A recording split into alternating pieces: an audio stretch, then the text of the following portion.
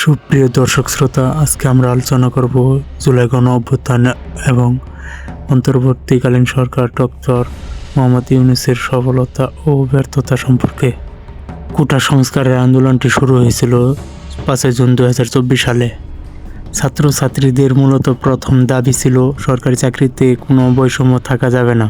তারা যখন রাজপথে আন্দোলন শুরু করলো, পুলিশ সহ বিভিন্ন বাহিনীরা তখন তাদেরকে দাওয়া পাল্টা দেওয়া শুরু করলো।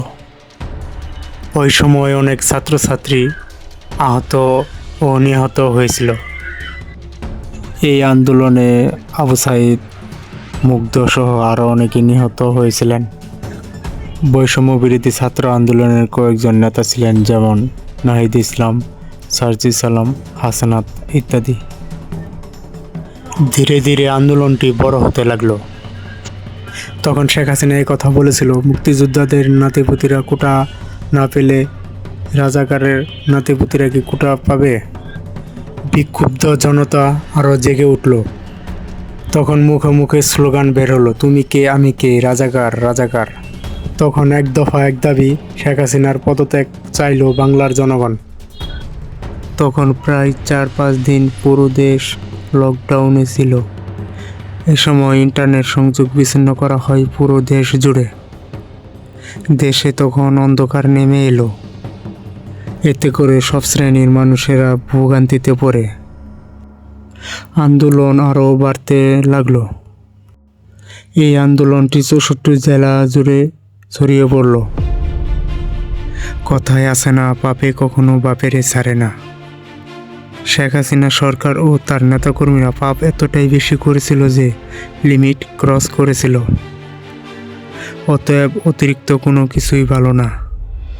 5 আগস্ট 2024 সাল, সেদিন দলে দলে লোক জড়ো হতে লাগলো গণভবনের দিকে। গণভবন তখন জনসমুদ্রের জোয়ারে ভেসে গেল।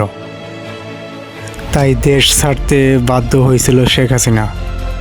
এবার আলোচনা করব অন্তর্বর্তীকালীন সরকার ডক্টর মোহাম্মদ ইউনূসের সফলতা ও ব্যর্থতা নিয়ে।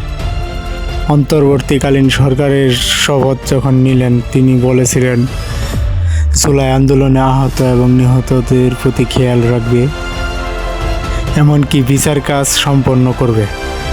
আরও বলেছিলেন এই দেশকে একটি নতুন বাংলাদেশ হিসেবে গড়ে তুলবে। গণ অভ্যুত্থানের প্রায় 1 বছর পার হয়ে গেলেও আমরা বাঙালি জাতি আর কোনো বিচার পাইনি। এটাই কি স্বাধীন বাংলাদেশ?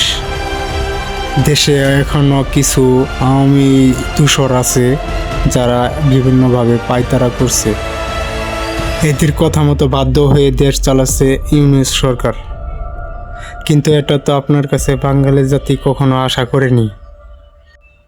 যেমন কর্ম তেমন ফল। যে যতটুক করবে সে ততটুকুই পাবে, এটাই তার প্রমাণ। দেশে কত অন্যায় ও বিচার হয়ে গেল, ডক্টর মোহাম্মদ ইউনূস এর বিরুদ্ধে কোনো প্রতিবাদ তোলেনি, কারণ সে হলো আওয়ামী লীগের দালাল। তাই ডক্টর ইউনূসকে বলতে চাই, সময় থাকতে ভালো হয়ে যাও। সংস্কারের কথা বলে দেশটাকে কুসংস্কার করে ফেলেছে এই সরকার। আমরা তো এটা আশা করিনি তার কাছে। সে শুধু এক কথাই বলেছে, আবু সাঈদ, মুগ্ধদের রক্ত বৃথা যেতে দেব না। কিন্তু কই আর কোনো বিচারই তো পেলাম না। বলা সহজ কিন্তু করা কঠিন। বাংলাদেশের জন্য যতটুকু উন্নয়ন করেছেন তার জন্য আপনাকে ধন্যবাদ।